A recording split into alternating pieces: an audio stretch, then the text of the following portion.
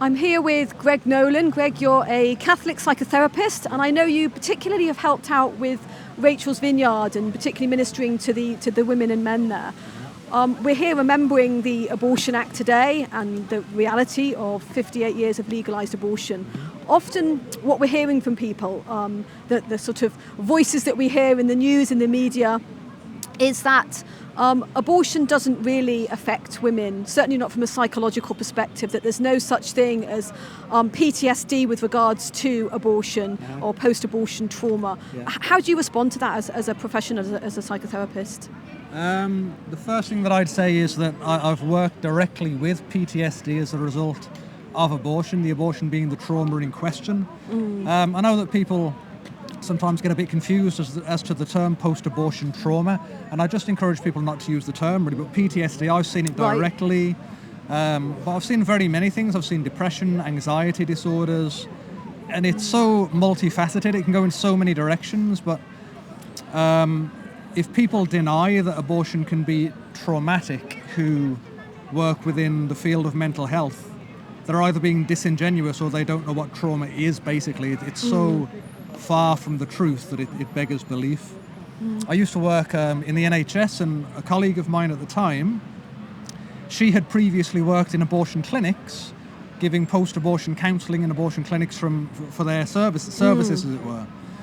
And I was talking to her, she didn't know that I was pro-life, and I was just asking the general questions to get her position, and one of the things that she said was that she had to leave because it was the same thing over and over again, and this is the phraseology, she said it was grief and guilt, grief and guilt, grief and guilt. And for me that basically says it all, so we grieve when we know we've lost a loved one, we feel guilty when we know we've done something wrong, and in her language it was just grief and guilt, and she essentially said it was boring me, so I got out of there, do you know what I mean? So to me that's the basis of the psychological consequence for women who've had abortions, and from there it can go into so many difficulties. And what about men then, Greg? Does it? Because I know men also attend Rachel's Vineyards. Does it affect men in a similar way? Oh, for sure. So predominantly, well, again, those two things jump out. So grief and guilt. It depends on the man's position. So I've worked with men who didn't know their girlfriend or wife was having an abortion. Right, That's one place you can be coming from. I've worked with men who fought against and tried to save the baby.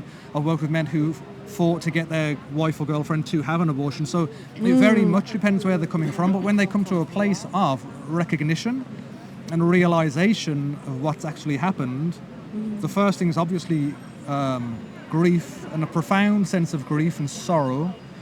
But then guilt, it depends on where they're coming from, basically. But guilt can be a big part of it too. If they didn't do anything, if they stood back and said, it's your choice, I'm not going to do anything about it, I'll leave it to you. There's a sense of guilt there that needs to be worked through. But So finally then, Greg, why is this denied so much then? From what you're saying, it's quite clear, it's quite obvious from a medical perspective, but many people seem to deny that trauma exists after an abortion, or that mental health can be affected by abortion. In society? Yeah. Because the NHS and the healthcare system treats abortion as if it's a healthcare provision. So in order to do that, you simply have to deny the reality. You have to. There's no way in the world that the NHS could provide the service of abortion and at the same time countenance the idea that they're damaging the mental health of the people they're providing the service for. So they have no choice but to deny it because of the position that they're in, really. There's more to it than that, but that would be the centre of it, I think. Yeah. Well, thank you very much for the work that you do, particularly the work you do with Rachel's Vineyard. It's absolutely invaluable. I know many women and men who've been helped by that. So thank you very much, Greg. Thank you.